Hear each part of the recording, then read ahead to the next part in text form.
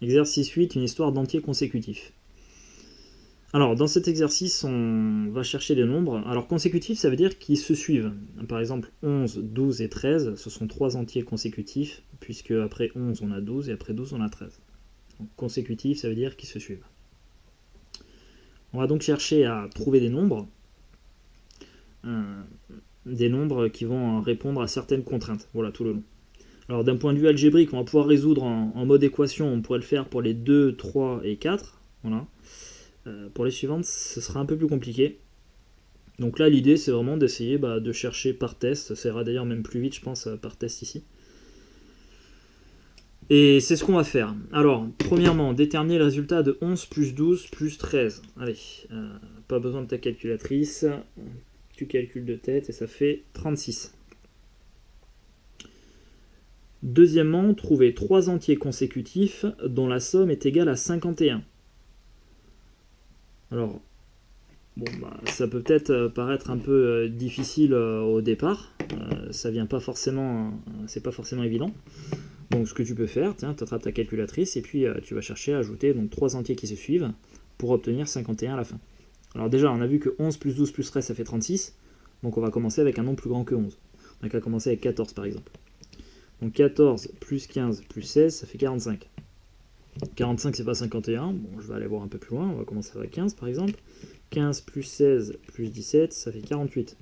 On n'y est toujours pas. Je vais un peu plus loin.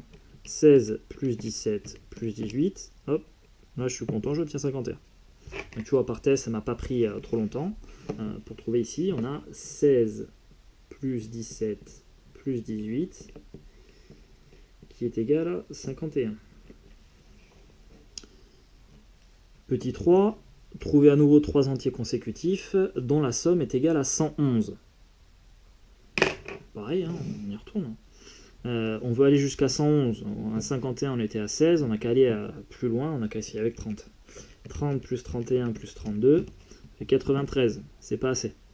Plus loin, on va faire 34 par exemple, plus 35 plus 36. On est à 105, c'est toujours pas assez. Tu vas un peu plus loin. 36 plus 37 plus 38, ça fait 111. Voilà, là encore, ça ne nous a pas pris trop longtemps pour le faire. Donc 36 plus 37 plus 38. Donc ça, c'est vraiment juste un exercice de recherche. Hop, 36 plus 37 plus 38 égale 111, on est content. Alors, avant d'attaquer la question 4, je te montre un moyen rapide de retrouver le résultat. Plus rapide que par test. Si tu compares ici, hop, tac, 36, donc c'était la somme des 3 entiers consécutifs avec le nombre du milieu, là, 12. Si tu compares 12 et 36, tu vas te rendre compte qu'il suffit de multiplier 12 par 3 pour obtenir 36. Pareil pour 51 ici, si tu prends le nombre du milieu 17, que tu le multiplies par 3, on obtient 51. Ici pareil, 37, si tu le multiplies par 3, on obtient 111. Ce qui signifie que pour résoudre ce genre de problème là, en fait il suffit juste de diviser le nombre en question par 3, et si tu divises le nombre en question par 3, ça te donnera celui du milieu. Donc pour trouver les deux autres, tu enlèveras 1 au premier et tu rajouteras 1 au suivant. Voilà. Du coup, si je te demande de trouver 3 entiers consécutifs dont la somme vaut... Alors j'invente le nombre, hein, je t'avoue que je ne l'ai pas préparé. On va mettre 7, 8, 9, on va être à 15 et 9, on est dedans. Et ensuite je vais en rajouter 2 autres encore. 2, 3 et 4. Donc ça c'est un nombre qui est divisible par 3. Là j'ai appliqué le critère de divisibilité par 3. Si tu ajoutes tous les chiffres qui le composent, tu dois avoir un multiple de 3. 7 plus 8, 15, 15 plus 9, 24, 24 plus 2, 26, 26 plus 4, 30, 30 plus 3, 33. Voilà. 33 c'est dans la table de 3, donc c'est cool. Je cherche 3 entiers consécutifs dont la somme vaut ça. Et ce nombre-là, je vais le diviser par 3. Ça me donnera le nombre du milieu. 7, 8, 9, 2, 3, 4, diff 3. Hop là, donc j'ai 263 078 qui est mon nombre du milieu. Je vais rajouter le suivant, c'est-à-dire 263 079, et le précédent, 263 077. Petite vérification à la calculatrice, 263 077 plus 263 078 plus 263 079. Et j'obtiens bien 789 234. Ceci étant dit, on arrive au 4. Maintenant, on veut 5 entiers consécutifs, dont la somme est égale à 420. Alors, ça va marcher comme le précédent, et d'ailleurs, tiens, j'ai oublié, je vais te montrer encore autre chose, hein, pardon, je reviens là-dessus, là. Je vais te montrer pourquoi ça c'est vrai, pourquoi à chaque fois celui-là, c'est le triple du nombre du milieu. Donc là, je vais aborder une petite partie calcul littéral. Supposons que le nombre du milieu, je l'appelle n. Alors, vu que ce sont 3 entiers consécutifs, là, qu'est-ce que je vais avoir comme expression en fonction de n? Juste avant n, on a quoi comme nombre? Par exemple, si j'ai 8, juste avant 8, on a 7, c'est-à-dire 8 moins 1. Bah ici, comme j'ai n, j'aurai n moins 1. Voilà, ça ce sera le nombre juste avant. Et du coup, juste après, si j'ai 8, j'ai 9, c'est-à-dire 8 plus 1. Et bien après n, j'aurai n plus 1. Voilà. Donc si n, c'est mon nombre du milieu, et ben mes 3 entiers consécutifs vont s'écrire n moins 1 plus n plus n plus 1. Donc ça, ce sera égal à la somme totale, hein, ce que je cherchais, je vais l'appeler S, somme. Et maintenant, cette expression-là, si tu la retravailles un peu, dn, tu en as combien? Tu as un n, un deuxième n et un troisième n. C'est 3n. Donc là, je suis en train de réduire mon expression. On a déjà vu ça dans le calcul littéral. Hein. Et ensuite, on a moins 1 plus 1. Et bien finalement, ça s'annule. Donc tu vois que tout ça, là, la somme des 3 entiers consécutifs, c'est bien égal au triple du nombre du milieu. Voilà, on a 3n qui est égal à la somme. Donc pour retrouver n, il suffit de diviser la somme par 3. Voilà. Allez, maintenant on veut 5 entiers consécutifs dont la somme est égale à 420. Ah. Bon, bah là encore, tu peux faire tes tests à ta calculatrice. Sauf si tu as pigé ce qu'on vient de faire. Et si on refait un peu de calcul littéral, tu vois, on veut 5 entiers consécutifs maintenant. Alors on va continuer d'appeler le nombre du milieu par n. Donc juste avant n, on a n moins 1. Juste après, on a n plus 1. Donc, tu vois, si on imagine, tu as 8, ici tu as 7. Juste avant 7, tu as 6, c'est-à-dire 8 moins 2. Donc j'aurai n moins 2. Donc après 8, on a dit 9, c'est-à-dire n plus 1. Et après, on a 10, c'est-à-dire 8 plus 2. Donc n plus 2. Voilà. Là, je viens d'ajouter donc mes 5 entiers consécutifs. J'ai mis des parenthèses, elles ne sont pas obligatoires, mais c'est juste pour bien distinguer les noms. Voilà. Donc ça, ce sont mes 5 entiers consécutifs, et leur somme vaut, je crois, 420. Voilà, 420. Et bien, cette expression-là, si tu la réduis, tu vas avoir 1n, 2n, 3n, 4n, 5n. Et ensuite, tu vas avoir moins 2 qui va se simplifier avec plus 2. Moins 2 plus 2, ça fait 0.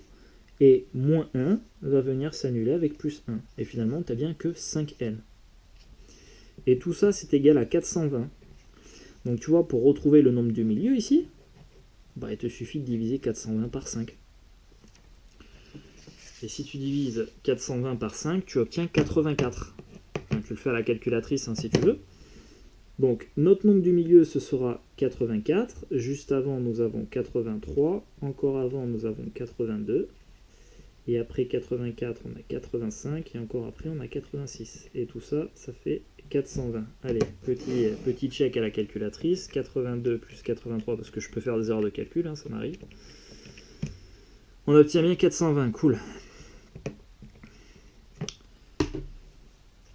Cinquièmement, bon là ça se corse un peu parce qu'on va parler de produits et du coup d'un point de vue expression littérale ou équation, on aurait quelque chose de degré 2, un peu trop compliqué peut-être pour nous. Donc là on va vraiment essayer de faire une méthode par test, pourquoi pas. Trouver 2 entiers consécutifs dont le produit est égal à 30. Bon alors avec égal à 30 ça va, c'est pas trop compliqué pour première question. Tu peux faire des tests encore, à moins que tu connaisses cette étape de multiplication suffisamment bien pour voir que c'est 5 fois 6 tout simplement.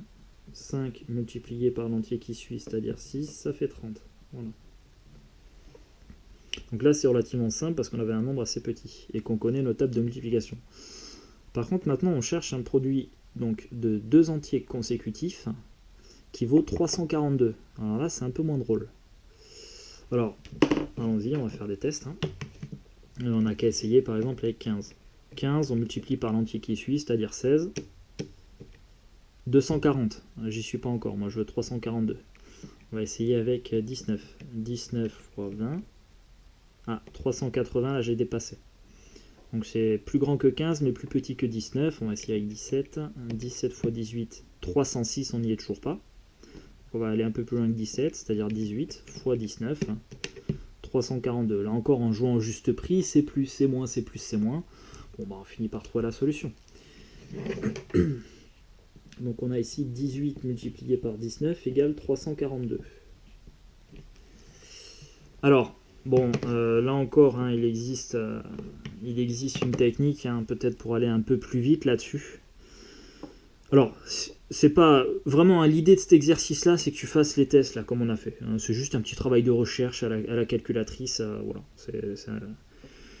Je veux pas rentrer trop dans le dur avec le calcul littéral, mais je te le dis quand même, si jamais ça t'intéresse, il existe un moyen de trouver assez rapidement là, le 18 x 19, en prenant en fait tout simplement ce qu'on appelle la moyenne géométrique. Alors là vraiment je suis désolé, je rentre dans le détail, enfin je rentre dans le dur, c'est vraiment pas évident ce que je vais dire, c'est pas du tout au programme de 4ème, mais sait-on jamais, ça peut t'intéresser. Ce qu'on va faire, c'est déterminer la moyenne géométrique des deux nombres. Tu vois, les deux nombres, on les connaît pas, les deux entiers consécutifs. Alors, ce qu'on appelle la moyenne géométrique des deux nombres, c'est quand tu les multiplies ensemble et que tu prends la racine carrée de ce résultat. Donc, la racine carrée du produit des deux nombres, ce qu'on appelle la moyenne géométrique en mathématiques. Alors, le produit, on le connaît, c'est 342. Donc là, pour récupérer la moyenne géométrique, je vais faire racine carrée de 342. Voilà. SD 1849, et il se trouve que la moyenne géométrique c'est une bonne approximation des entiers en question. Donc tu vois, j'obtiens directement 18, quelque chose, donc je peux essayer de me dire ça doit être assez proche de 18. Du coup je fais 18 x 19 et puis ça y est, j'ai le résultat. Tu vois. Pour 30 c'est pareil, si tu fais racine de 30 ça fait 5,47, etc. Donc tu vas dire 5 x 6, voilà, tu retombes sur 30. Donc ça on peut le faire pareil avec des très grands nombres encore. Alors je l'ai pas fait, j'en ai pas préparé là, mais ça fonctionne quoi. Tiens, si tu veux, je vais faire, imagine on veut faire, alors on aurait un produit énorme, tu vois, du style 4, 5, 6, 7 multiplié par 1, 2, 3, 4 non je fais des bêtises, pardon, 4, 5, 6, 7, voilà, ça je l'ai pas préparé, multiplié par 4, 5, 6, 8, 4567. Hop. Donc là, je fais vraiment une sortie d'exercice, mais c'est intéressant quand même. 4567 multiplié par l'entier qui suit, 4568, ça fait, alors, hop, 20 862 056. Donc on imagine qu'au départ du problème, si tu veux, tu ne connais pas ces deux nombres-là. On te dit juste, trouve deux entiers consécutifs dont le produit vaut ça. On va chercher la moyenne géométrique des deux nombres en prenant la racine carrée donc de 20 862 056. Voilà, 4567,4999, etc. Bon, il se trouve que la moyenne géométrique va converger vers la moyenne arithmétique des deux. Et donc finalement, tu fais 4, 5, 6, 7 multiplié par 4, 5, 6, 8 et puis tu retrouves le résultat. Voilà. Donc ça c'est pour aller beaucoup plus loin, je vais dire. Et enfin, dernière question, et on va encore plus loin là-dessus, trouver trois entiers consécutifs dont le produit est égal à 35 904. Allez, là on s'accroche encore, on y va, on fait des tests à la calculatrice, on va essayer, je sais pas moi, on va commencer avec 17 x 18 x 19. 5814, je suis loin du compte, on va aller plus loin, on va faire 28 x 29 x 30. 24 360, je peux aller encore plus loin, allez on va essayer 40 x 41 x 42. Ouf, là j'ai largement dépassé, donc on revient un peu en arrière, on va dire 34 x 35 x 36. J'ai dépassé encore, on va aller plus bas, 32 x 33 x 34. Voilà, 32 x 33 x 34, donc là encore tu vois en faisant des tests, ça m'a pas pris diplôme non plus, mais voilà, faut essayer, faut chercher.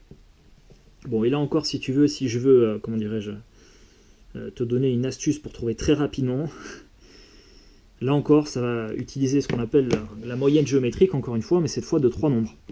Et la moyenne géométrique de 3 nombres, tu les multiplies ensemble, et ce produit-là, tu prendras ce qu'on appelle la racine cubique, et je vais encore beaucoup plus loin, Alors, tout ce que je te raconte là, c'est pas essentiel, hein, c'est pas essentiel pour réussir ce chapitre-là, non, là je te donne juste des billes si tu as vraiment envie d'approfondir, quoi. Si tu es fan plus des mathématiques, quoi. Donc ce qu'on appelle la racine cubique, c'est le nombre qui, multiplié par lui-même et encore multiplié par lui-même, va donner 35 904. Et donc, comme la racine carrée, tu vois, tiens, je te remets là. Hop. Voilà. Je suis en train d'allonger la vidéo pour te faire une partie de cours supplémentaire, mais c'est pas grave, c'est intéressant. Donc tu vois, racine carrée d'un nombre, c'est le nombre qui, multiplié par lui-même, va donner le résultat. Tu vois, je suis en train de faire n'importe quoi. Racine de 17 multiplié par racine de 17, ça fera 17. C'est la définition de racine carrée de 17. Bon, maintenant si je veux la racine cubique, c'est le nombre, donc ça s'écrit comme ça, racine avec un 3 ici, au cube, racine cubique de 17, multiplié par racine cubique de 17, multiplié par racine cubique de 17, qui va donner 17, voilà. D'ailleurs là j'ai pas été ultra rigoureux dans ma définition, mais c'est pas grave, si tu veux c'est l'idée générale. Racine cubique, si tu veux, c'est l'extension de la racine carrée en dimension 3. Donc ce que j'aurais pu faire ici, c'est, j'ai une touche sur ma calculatrice qui s'appelle racine cubique, tu vois, tu as la racine carrée ici, racine tout court, et là tu as la racine avec un 3. Shift, hop, racine cubique de 35 904, oups. Et là il m'envoie 32,9. Donc en fait je teste avec 32 x 33 x 34 et je retrouve le bon résultat. Tu vois l'idée? Voilà pour l'exo 8.